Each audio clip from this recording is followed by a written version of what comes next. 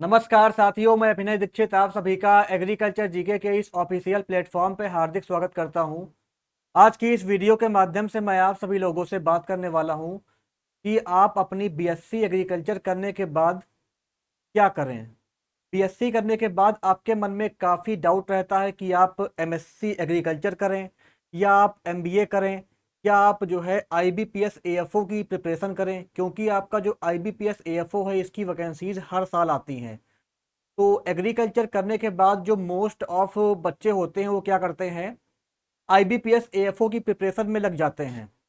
Next आपका आता है कि आप गवर्नमेंट जॉब की तैयारी करें या आप जो है प्राइवेट जॉब कोई ज्वाइन कर लें।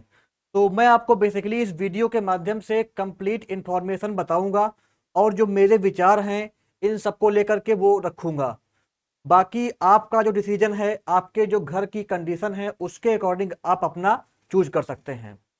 मैं आपको बताऊंगा बेसिकली कि आपका इसमें से क्या बेस्ट रहने वाला है और क्या करके आप अपने फ्यूचर को सिक्योर कर सकते हैं जिससे आपको फ्यूचर में कोई प्रॉब्लम ना हो। तो चलिए स्टार्ट करते हैं वीडियो को, जानते हैं इसके बारे में कंप्लीट इंफॉर्मेशन। उसके पहले आप सभी से एक इम्पॉर्टेंट बात बोलना चाहूंगा कि अगर अभी तक आपने हमारे एग्रीकल्चर जीके ऐप को इंस्टॉल नहीं किया है तो इसे इंस्टॉल कर लीजिएगा। हमारे ऐप पे आपको ऑल इंडिया में होने वाले सभी एग्रीकल्चर एग्जाम के courses, mock test, free notes, free quizzes, syllabus, previous year paper, YouTube class notes, सब कुछ अवेलेबल मिल जाएगा। तो ऐप को इंस्टॉल कर लें। एग्रीकल्चर जीके ऐप की लिंक आपको वीडियो के डिस्क्रिप्शन बॉक्स में मिल जाएगी। इसके अलावा यूट्यूब चैनल को सब्सक्राइब कर लें जिससे आने वाली हर जॉब की अपडेट आपको सबसे पहले मिलती रहे। तो पहले हम बात करते हैं कि आपका अगर आपकी बीएससी एग्रीकल्चर हो गई है तो आप एमएससी अगर करना चाहते हैं तो एमएससी किससे करें। जो आपका एमएससी एग्रीकल्चर है जो आपका एमएससी एग्रीकल्चर है उसकी अगर बात की जाए तो एमएससी एग्रीकल्चर में कौन कौन से सब्जेक्ट आपके अच्छे रहेंगे जिनसे आप एमएससी करने के बाद फ्यूचर में आपको जॉब मिलने के चांसेस रहें, या जो स्टेट पीसीएस की वैकेंसी आती है या जो आपकी गवर्नमेंट की वैकेंसी आती हैं उनमें किन सब्जेक्ट में वैकेंसी ज़्यादा आती हैं। तो यहाँ पे बेसिकली मैं आपको कुछ सब्जेक्ट के नाम बताऊंगा जिनसे अगर आप एमएससी करते हो तो आपको जो है फ्यूचर में जॉब पाने में ज़्यादा प्रॉब्लम नहीं आएंगी। पहला आपका यहाँ पे आ जाता है एमएससी एग्रोनॉमी। अगर आप एमएससी एग्रोनॉमी करते हो तो ये आपका एक अच्छा सब्जेक्ट है, इसका अच्छा स्कोप है। दूसरा आपका है एमएससी हॉर्टिकल्चर। हॉर्टिकल्चर से भी आप एमएससी कर सकते हैं। नेक्स्ट आपका आता है MSc soil science. Soil science से अगर आप एमएससी करते हैं तो इसका भी अच्छा स्कोप है। स्टेट पीसीएस में वैकेंसी आती है सॉइल साइंस की। इसके अलावा नेक्स्ट आपका आ जाता है आपका जो है genetics and plant breeding. Genetics and plant breeding भी आपका बेस्ट सब्जेक्ट है। तो अगर आपको एमएससी करना है बीएससी के बाद तो ये सब्जेक्ट आपको ध्यान रखने हैं। नेक्स्ट आपका आ जाता है यहाँ पे एमएससी प्लांट पैथोलॉजी। पैथोलॉजी से भी आपकी वैकेंसीज आती हैं। असिस्टेंट प्लांट प्रोटेक्शन ऑफिसर वगैरह की वैकेंसी आती हैं। इसके अलावा प्लांट प्रोटेक्शन डिपार्टमेंट में एसएससी से वैकेंसी आती हैं। जो आपका एसएससी है उससे वैकेंसी आ जाती हैं। इसके अलावा स्टेट पीसीएस लेवल पर भी आपका जो है एग्रीकल्चर रिसर्च ऑफिसर की वैकेंसी आ जाती है। असिस्टेंट प्लांट प्रोटेक्शन ऑफिसर की वैकेंसी आ जाती है। तो आपका प्लांट पैथोलॉजी से एमएससी करना भी आपके लिए सही रहेगा। नेक्स्ट आपका आता है एंटेमोलॉजी। एंटेमोलॉजी से भी अगर आप एमएससी करते हैं तो ये भी आपका एक अच्छा सब्जेक्ट है, इसका भी अच्छा स्कोप है। तो ये आपके सब्जेक्ट हो गए। इसके बाद नेक्स्ट आपका आता है, इसके बाद जो है आपका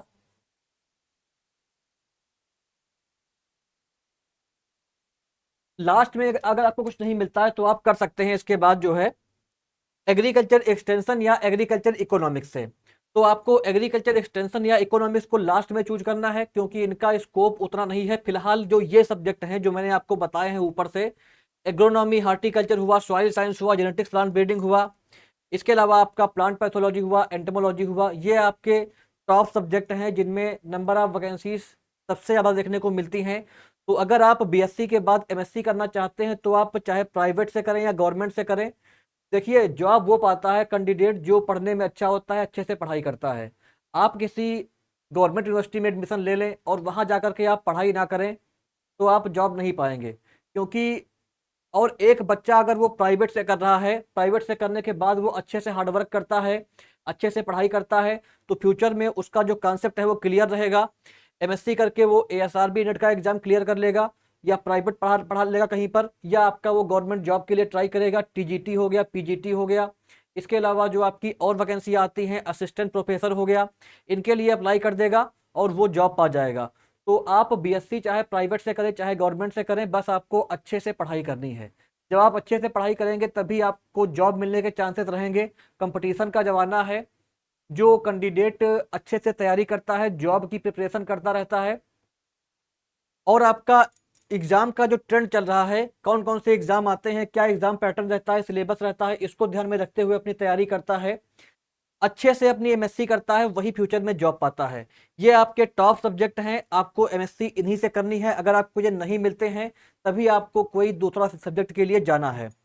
फिलहाल मेरा मानना है कि अगर आपको एमएससी एग्रीकल्चर करनी है तो आप इन सब्जेक्ट से ही करें जो मैंने आपको बताया है। इसके अलावा अगर किसी और से आपको मिलती है तो उससे आप ना करिएगा, उसका उतना स्कोप नहीं है।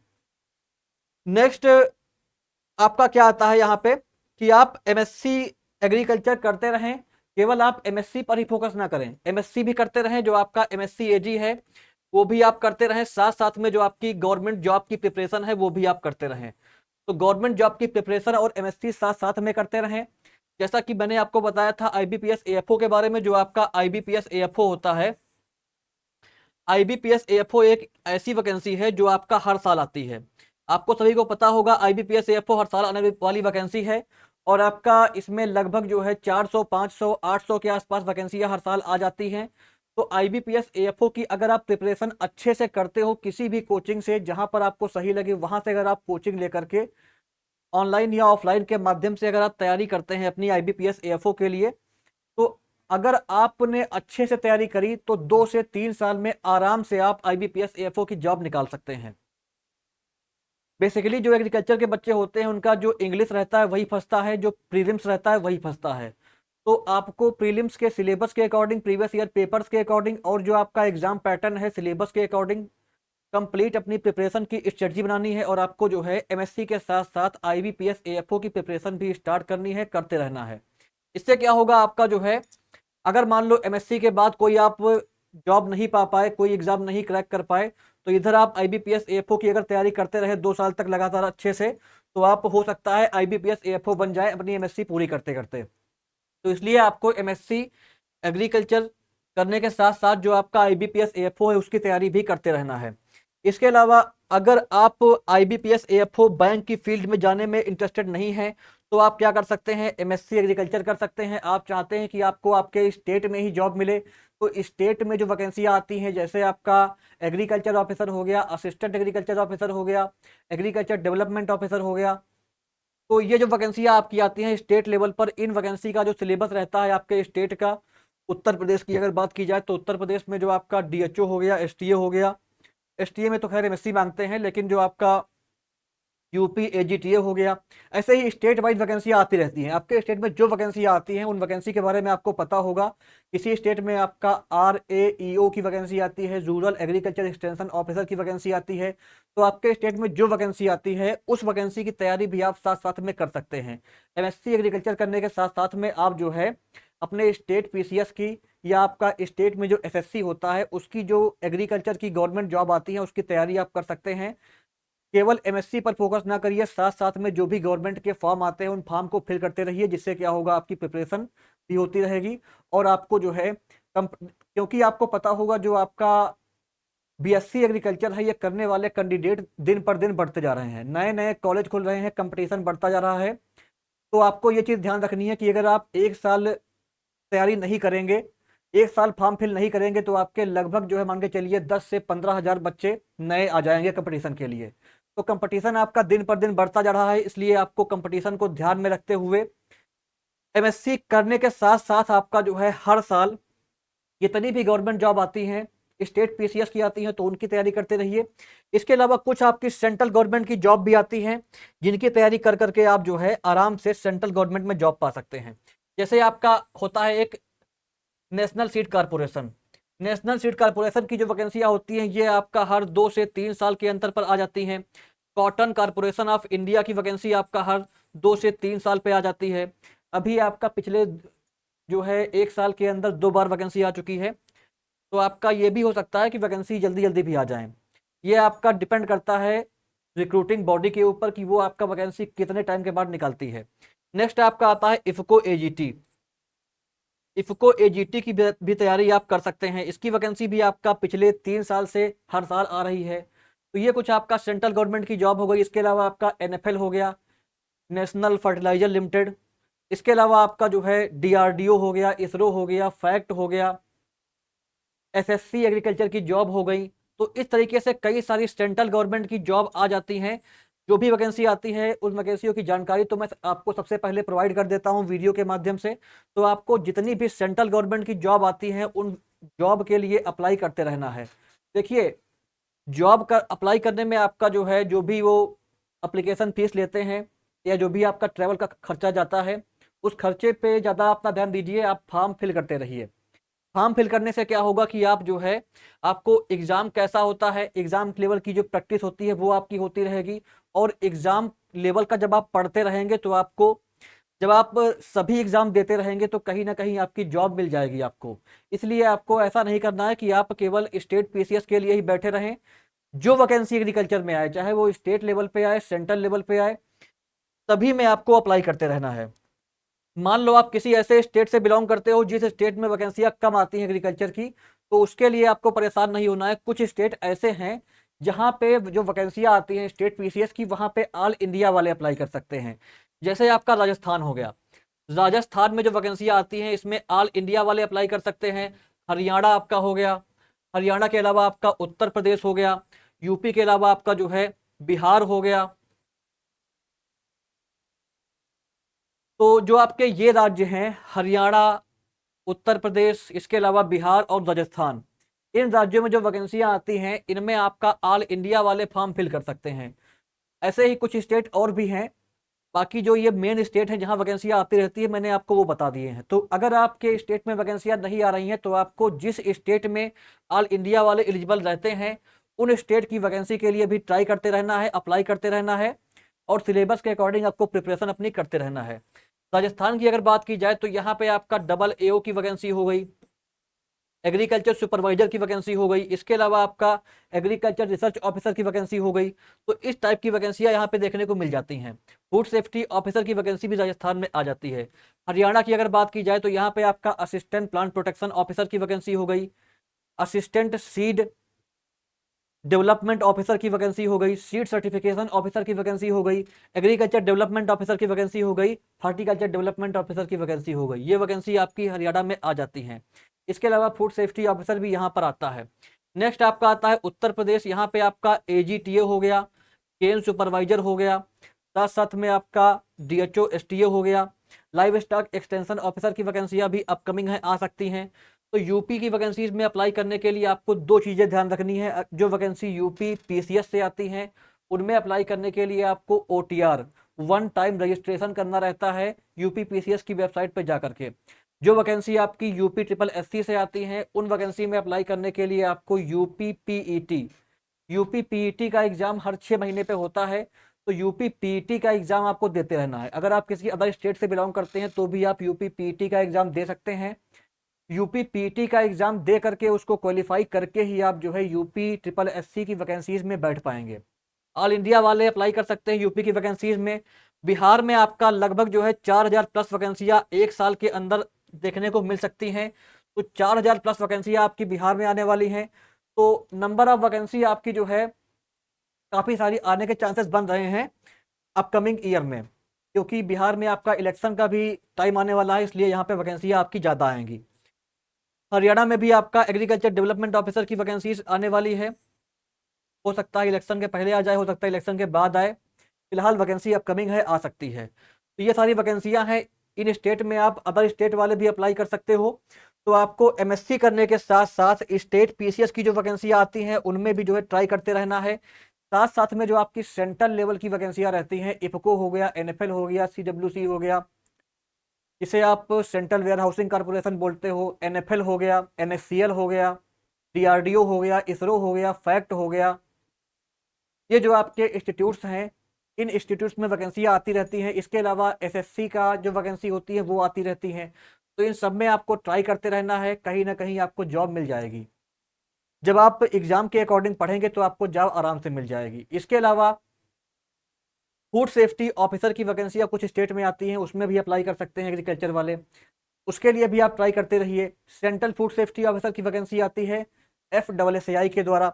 जो आपका FSSAI है, FSSAI, FSSAI के द्वारा जो है आपका CFSO की वैकेंसी आती है, सेंट्रल फूड सेफ्टी ऑफिसर की वैकेंसी आती है। तो इसके लिए भी आप ट्राई कर सकते हैं, BSc एग्रीकल्चर वाले यहाँ पे अप्लाई कर सकते हैं। कुछ स्टेट जो मैंने आपको बताए थे अभी, राजस्थान हो गया, उत्तर प्रदेश हो गया, आपका जो है हरियाणा हो गया और बिहार हो गया, इनमें अगर वैकेंसी आएगी फूड सेफ्टी ऑफिसर की तो अदर स्टेट वाले भी अप्लाई कर सकते हैं, तो यहाँ पर भी आप अप्लाई कर पाएंगे। इसके बाद आपका आ जाता है MBA। BSc करने के बाद आप MBA करें या ना करें, इसके बारे में एक बार जान लेते हैं। तो जो आपका MBA होता है, MBA बेसिकली आपका MBA का जो इंपॉर्टेंट रोल होता है वो आपका प्राइवेट जॉब में ज़्यादा रहता है। अगर आपको BSc करने के बाद आपको MBA करना है, तो MBA करने के बाद आपको, अगर आप MBA कर लेते हैं किसी अच्छे इंस्टीट्यूट से, तो आपको क्या मिलेगा, अच्छा पैकेज पे आपको जो है प्राइवेट जॉब मिल जाएगी। MBA करने के बाद आपको 8 से 10 लाख पैकेज पर आराम से जो है एक अच्छी प्राइवेट जॉब मिल जाती है। इसके अलावा MBA करने वालों के लिए कुछ वैकेंसियां गवर्नमेंट की भी आती हैं, तो उनकी बात कर लेते हैं। जो आपका MBA करते हैं एग्रीकल्चर से, MBA जो एग्रीकल्चर से करते हैं, एग्री बिजनेस या एग्रीकल्चर से जो आपका MBA करते हैं कैंडिडेट, उनके लिए आपकी जो वैकेंसी आती है उसका नाम बेसिकली क्या है, मैनेजमेंट ट्रेनी की पोस्ट। मैनेजमेंट ट्रेनी की पोस्ट आती है डिफरेंट इंस्टीट्यूट में, जिसमें आपका क्या हो गया, पहला नंबर एक पे कॉटन कॉर्पोरेशन ऑफ इंडिया, इसमें आपका मैनेजमेंट ट्रेनिंग की वैकेंसी आती है। इसके अलावा आपका जो है नेशनल फर्टिलाइजर लिमिटेड NFL में आपकी वैकेंसी आती है मैनेजमेंट ट्रेनिंग की। इसके अलावा जो आपका नेशनल सीड कॉर्पोरेशन है, यहाँ पर भी मैनेजमेंट ट्रेनिंग की वैकेंसी आ जाती है। इसके अलावा जो कुछ और कंपनियां हैं गवर्नमेंट की, वहां पर भी जो है मैनेजमेंट ट्रेनिंग की वैकेंसीज आ जाती हैं। तो मैनेजमेंट ट्रेनिंग की जो वैकेंसी होती है, इसमें MBA एग्रीकल्चर वाले, MBA एग्री बिजनेस मैनेजमेंट वाले अप्लाई कर सकते हैं, और काफ़ी अच्छा पैकेज मिलता है आपको इन वैकेंसीज में अप्लाई करके। तो ये वैकेंसी आपकी बेसिकली MBA एग्रीकल्चर वालों के लिए देखने को मिलती है, MBA एग्री बिजनेस वालों के लिए देखने को मिलती है। तो MBA भी कर सकते हैं आप, लेकिन MBA करने के बाद आपको प्राइवेट जॉब में चांस ज़्यादा बनता है। प्राइवेट जॉब में आपको MBA करने के बाद अच्छा पैकेज मिलता है। अगर आप MBA करते भी हैं तो MBA आप किसी अच्छे इंस्टीट्यूट से करें, क्योंकि अगर आप किसी ऐसे इंस्टीट्यूट से कर लेंगे जिसमें आपका प्लेसमेंट अच्छा नहीं होता है, फिर आपका वो MBA की जो डिग्री होगी वो बेकार हो जाएगी, उसका कोई यूज नहीं रहेगा। जो आपका बनारस हिंदू यूनिवर्सिटी है, या आपका IIM है, या आपका नियाम पड़ता है, हैदराबाद में आपका पड़ता है मैनेज, इस टाइप के जो अच्छे इंस्टीट्यूट हैं वहाँ का अप्लाई करिए, वहाँ का एंट्रेंस एग्जाम दीजिए, उन एंट्रेंस एग्जाम को क्रैक करके आप जो है MBA में एडमिशन लीजिए, जिससे आपका जो MBA है वो एक अच्छे इंस्टीट्यूट से होगा, तो आपको एक अच्छा पैकेज मिलेगा MBA करने के बाद। तो ये आपका MBA के बारे में हो गया। नेक्स्ट अगर बात की जाए IBPS AFO की, तो IBPS AFO BSc एग्रीकल्चर करने वाले हर कैंडिडेट का ड्रीम होता है। जो BSc एग्रीकल्चर करता है उसको BSc के फर्स्ट ईयर से क्या सिखाया जाता है कि एक वैकेंसी हर साल आती है, वो है आपकी IBPS एग्रीकल्चर फील्ड ऑफिसर की। ये बात सच भी है, बैंक की वैकेंसी है, हर साल आती है, और इसमें जो आपकी ज्वाइनिंग होती है, एग्जाम वगैरह सब कुछ आपका टाइम पे हो जाता है। तो इसलिए इसको एक प्रकार से आप एग्रीकल्चर की बेस्ट जॉब बोल सकते हो। लेकिन इसका एक जो है ड्रॉबैक ये है, इसका एक जो है नुकसान ये है कि अगर आप IBPS AFO बन जाते हैं तो इसमें आपका थोड़ा वर्कलोड ज़्यादा होता है, थोड़ा आपको इसमें जो है वर्कलोड ज़्यादा रहेगा। और स्टार्टिंग में आपकी जो पोस्टिंग होगी वो आपका किसी दूसरे स्टेट में हो सकती है। मान लो आप उत्तर प्रदेश के हैं तो आपकी पोस्टिंग हो सकता है साउथ में हो जाए, 2-3 साल के लिए पोस्टिंग आपकी अदर स्टेट में होगी, बाद में अपने होम स्टेट आप आ जाएंगे। ये प्रॉब्लम रहती है IBPS AFO में। इसके अलावा IBPS AFO का आपको पता ही होगा, इसमें प्री होता है, मेंस होता है, इंटरव्यू होता है, और ये तीनों फेजेस का जो रहता है पूरा आपका अप्रैल तक हो जाता है। अक्टूबर के आसपास वैकेंसी आपकी आती है, और अप्रैल तक आपका जो है सब कुछ हो जाता है, प्री मेंस और इंटरव्यू, और आपको ज्वाइनिंग मिल जाती है। तो IBPS AFO की तैयारी भी आप कर सकते हैं MSc करने के साथ साथ। तो ये आपका हो गया कि आपको क्या करना चाहिए। बाकी अगर आपको, अगर आपने अपनी BSc कर ली है और आपके घर की फाइनेंशियल कंडीशन सही नहीं है, तो फिर आप प्राइवेट जॉब के लिए जा सकते हो। आपको लगता है कि आपके जो पेरेंट्स हैं वो आपको फ्यूचर में अब नहीं पढ़ा पाएंगे, तो फिर आप क्या कर सकते हैं, प्राइवेट जॉब कर सकते हैं। प्राइवेट जॉब भी आप, कई सारी कंपनियां हैं, फर्टिलाइजर कंपनियां होती हैं, सीड वाली कंपनियां हैं, इसके अलावा पेस्टिसाइड वाली कंपनियां हैं, उनमें आप ट्राई कर सकते हो। उनमें ट्राई करके आप जो है प्राइवेट जॉब पा सकते हो। इंटरव्यू वगैरह होता है उनमें, और आपका जो जॉब का एक्सपीरियंस होता है उसके अकॉर्डिंग आपका प्रमोशन होता रहता है। किसी का कोई लिंक होता है, लिंक के द्वारा आप जो है जॉब पा जाते हैं। मान लो कोई आपके सीनियर हैं, वो जॉब कर रहे हैं किसी कंपनी में प्राइवेट वाली, तो उनके लिंक के द्वारा भी आप प्राइवेट जॉब पा जाते हैं। प्राइवेट जॉब अगर आप कर लेते हैं, तो अगर आपके अंदर पैशन है कि आप जो है प्राइवेट जॉब करने के साथ साथ भी गवर्नमेंट जॉब की तैयारी कर सकते हैं, आपके अंदर हार्ड वर्क करने की क्षमता है, तो आप आराम से दिन में प्राइवेट जॉब करिए और रात में समय निकाल करके 2 3 4 घंटे जितना भी आपके पास समय हो आप अपनी प्रिपरेशन करते रहिए। भगवान ने चाहा तो आपको प्राइवेट जॉब करने के साथ साथ अगर आप अच्छे से तैयारी करते रहे, अपना समय अच्छे से इस्तेमाल करते रहे, तो हो सकता है कि आपको प्राइवेट जॉब करने के साथ साथ भी अगर आप गवर्नमेंट जॉब में अप्लाई करते रहे तो आपको गवर्नमेंट जॉब मिल जाए। तो आपको ये भी आपके पास एक ऑप्शन रहता है। जैसा आपके फैमिली की कंडीशन हो उसके अकॉर्डिंग अपना आप करते रहिए। इसके अलावा लास्ट में मैं आपको एक चीज़ और बताना चाहूँगा अपने वेबसाइट के बारे में। अगर आप किसी भी एग्रीकल्चर एग्ज़ाम की प्रिपरेशन कर रहे हैं, तो आप हमारे एग्रीकल्चर जीके ऐप को इंस्टॉल कर लीजिए या हमारी वेबसाइट पे जाइए। हमारी वेबसाइट पे आपको जितने भी एग्रीकल्चर के एग्ज़ाम्स होते हैं, सभी एग्ज़ाम के लिए आपको अफोर्डेबल प्राइसेस पे कोर्सेज मिल जाते हैं। आप कोर्सेज चेक कर सकते हैं। जिस भी एग्ज़ाम की तैयारी करनी है, सभी एग्ज़ाम के लिए कोर्सेज मिल जाते हैं आपको अफोर्डेबल फीस पे। मॉक टेस्ट मिल जाते हैं अफोर्डेबल प्राइस पे। इसके अलावा बहुत सारा आपको यहाँ पे फ्री नोट्स मिल जाएगा, हमारी वेबसाइट पर भी अवेलेबल है और हमारे एग्रीकल्चर जीके ऐप पर भी अवेलेबल है। जा करके आप चेकआउट कर सकते हैं और अपने एग्जाम की प्रिपरेशन को अच्छे से करने के लिए एग्रीकल्चर जीके ऐप पे जा करके आप कोर्सेज वगैरह बाई कर सकते हैं। तो ये थी आपकी कंप्लीट इन्फॉर्मेशन, जिसके माध्यम से मैंने आपको एक गाइडेंस देने का प्रयास किया है कि आप पीएससी करने के बाद क्या करें। बाकी आपका क्या मानना है, आप क्या करना चाहते हैं, आपके फाइनेंशियल कंडीशन कैसी है और आपकी जो फैमिली है वो आपको क्या करने के लिए बोलती है, ये आप कमेंट बॉक्स में मुझे बता सकते हैं। और अगर आपको कोई और भी गाइडेंस चाहिए तो आप मुझे कॉल कर सकते हैं या मुझे व्हाट्सएप कर सकते हैं, आपकी सारी क्वेरी सॉल्व कर दी जाएंगी। एक बात मैं आपको और बता दूं, अगर मान लो आप किसी जो है बीएससी कर लेते हैं और फिर आपको एमएससी करने की बात आती है, तो एमएससी करने के लिए कुछ कुछ ऐसे प्राइवेट यूनिवर्सिटियां हैं या प्राइवेट कॉलेज हैं जिनकी फीस काफ़ी हाई फाई होती है। तो हाई फाई फीस वाले कॉलेज से या यूनिवर्सिटी से आप जो है एमएससी एग्रीकल्चर ना करें। जिन सब्जेक्ट से मैंने आपको भी बताया था स्टार्टिंग में, आपको एमएससी उन्हीं सब्जेक्ट से करनी है और सब्जेक्ट कोई आपको नहीं लेना है। साथ साथ में आपके हर राज्य में कुछ ऐसे जो है गवर्नमेंट या सेमी गवर्नमेंट यूनिवर्सिटीज होती हैं, कॉलेज होते हैं, जहां से अगर आप जो है एमएससी एग्रीकल्चर करते हैं तो वहां की फीस काफ़ी कम रहती है। उत्तर प्रदेश की अगर बात की जाए तो उत्तर प्रदेश में जैसे आपका कुल भास्कर आश्रम पीजी कॉलेज हो गया, ये आपका पड़ता है प्रयागराज उत्तर प्रदेश में। नेक्स्ट आपका आता है Uday Pratap autonomous college. Next आपका आता है चौधरी चरण सिंह यूनिवर्सिटी मेरठ। नेक्स्ट आपका आता है जनता कॉलेज बकेवर।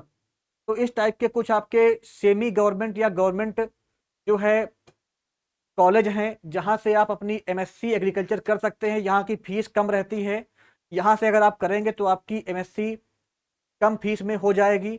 लेकिन मेरी आपको यही सजेशन है कि आप एमएससी केवल ना करें, एमएससी करने के साथ साथ आप जो है गवर्नमेंट जॉब की प्रिपरेशन भी करते रहें। स्टेट पीसीएस की वैकेंसियां हो या आपकी सेंट्रल गवर्नमेंट की वैकेंसियां हो या आपका आईबीपीएस एएफओ हो, जितनी वैकेंसियां आती हैं सारी वैकेंसीज की जानकारी तो मैं आपको वीडियो के माध्यम से प्रोवाइड करता ही हूँ। सभी वैकेंसीज में अप्लाई करते रहें और आपका अपनी प्रिपरेशन भी स्टार्ट करते रहें। प्रिपरेशन करने से क्या होगा कि आप जब सारे एग्जाम देते रहेंगे तो आपको कंपटीशन देने का आइडिया मिल जाएगा और आप कहीं ना कहीं जॉब पा जाएंगे। तो ये थी इसके बारे में कंप्लीट इन्फॉर्मेशन। अगर आपको वीडियो इन्फॉर्मेटिव लगी हो तो वीडियो को लाइक करें, शेयर करें, चैनल को सब्सक्राइब कर लें। Thank you.